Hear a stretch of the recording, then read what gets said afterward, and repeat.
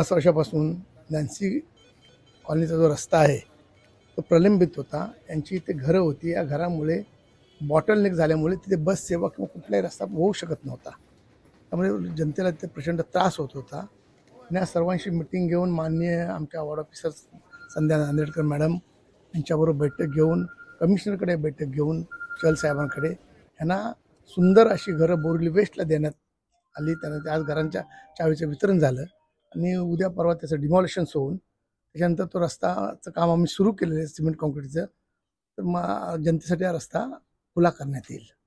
आणि फार आनंद आहे की ही जी झोपडपट्टीत राहणाऱ्या लोकांना 370-300 स्क्वेअर फीटची चांगली घरं 22 माळ्याच्या बिल्डिंगमध्ये भेटलेली आहेत. आणि ते बघून लोकांना पण सुद्धा आनंद झाला ते घरं बघून. आणि मला पण खूप आनंद वाटतो की अशी चांगली कामं आमच्या हातून करतात. आता यांना सूचना काय दिल्या जाणार? एकाकडे एकंदरीत यांना रूम मिळाल्यानंतर त्याची विक्री सुद्धा करणार येतात, तर तुमच्याकडून पाठपुरावा घेतला जातो, पण यांना सूचना मी त्यांना आत्ताच चावी द्यायच्या अगोदर त्यांच्याशी बोललो. बाबा अशी घरं मिळाल्यानंतर SRA मध्ये पण बऱ्याच ठिकाणी असं होतं की चांगली बिल्डर घरं बांधून देतो, नंतर लोक घरं विकून पुन्हा दुसरीकडे कुठे झोपडपट्टी बांधतात. तर तसं प्रकार करू नका. तुम्ही झोपडं विकू, तुमचं ते दिलेलं सुंदर घर विकू नका. एक तर झोपड्यामध्ये ते शौचालय नव्हतं, पाणी व्यवस्थित नव्हतं, बऱ्याच सुविधेचा अभाव असताना तुम्ही तिथे राहत होता. तुम्हाला सुंदर तुमच्या स्वप्नातलं घर मिळालं आहे. हे घर विकू नका. मराठी माणूस इथून बेघर होता कामा नये, आमची. त्याला तुम्ही एक उत्तर मुंबईमधून एक स्वतः उमेदवार म्हणून आहात, आमदार म्हणून.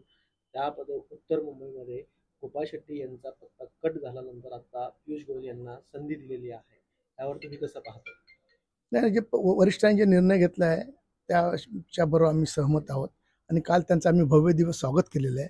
आणि माझ्या मतदारसंघामधून सगळ्यात जास्तीत जास्त लीड देण्याचा आम्ही प्रयत्न करू.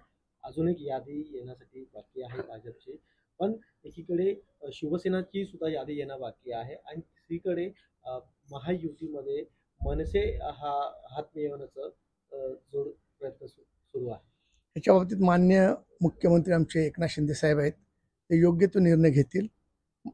बाकीचे जे कॅन्डिडेट आहेत ते थोडासा धीर धरावा, चांगला निर्णय देण्यात येईल. अध्यक्ष राज ठाकरे हे देखील उत्तर मुंबईमध्ये आता दौरा करायला सुरू झालेले आहेत. गेल्या काही दिवसापूर्वी दोन दिवसीय दौरा करण्यात आला. हे देखील इथे उमेदवार उभा करण्यासाठी प्रत्येकाचा पक्ष आहे, प्रत्येकाला आपले अधिकार आहेत. त्यांनी त्यांचा पक्ष वाढवण्याचं काम करत आहेत. आम्ही आमचा पक्ष वाढवण्याचं काम करतो. या लोकांनी घेऊया बरोबर घे.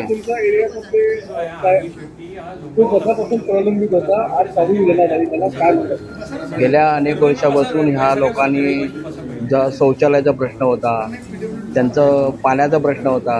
पावसातून ह्या लोकांच्या घरामध्ये पाणी शिरत होतं आणि त्यामुळे लोकांनी खूप 50 वर्ष ह्या लोकांनी त्या ठिकाणी त्रास काढलेला आहे.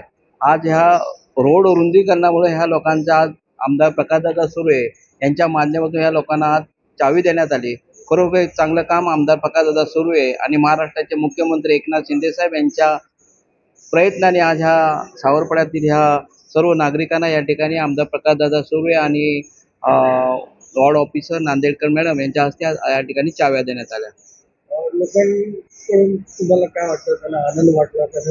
आज ह्या लोकांना जे त्यांच्या चेहऱ्यावरचं हास्य बघून की गेले अनेक वर्ष ज्या झोपडीमध्ये त्रास काढला ते त्रास आज ह्या लोकांच्या आज इथून ते मुक्त झाले त्रासातून. आणि एक चांगला आमदार प्रकाशदादा सुर्वे यांनी सुसज्ज 22 च्या टॉवरमध्ये ह्या लोकांना घर दिलेलं आहे. धन्यवाद. आम्ही एकच सांगणार की गोरगरिबांचे आमदार आहेत ते आमचे आमदारच आहेत. आमदार असून आमच्या मुलासारखे आहेत. त्यांनी जे केलं ते सगळं चांगलं केलेलं आहे. आम्ही आनंदी आहोत. याच्या पुढेही त्यांच्या पाठीशी उभे राहणार आहोत.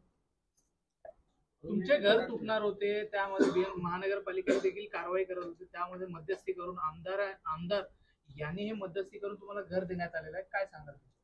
हे तर खूप वर्ष चालू होतं साहेब. आमचा रस्ताही होत नव्हता किंवा काहीच होत नव्हतं. आज जवळजवळ 40 वर्ष हा प्रोजेक्ट सगळा लटकलेलाच होता.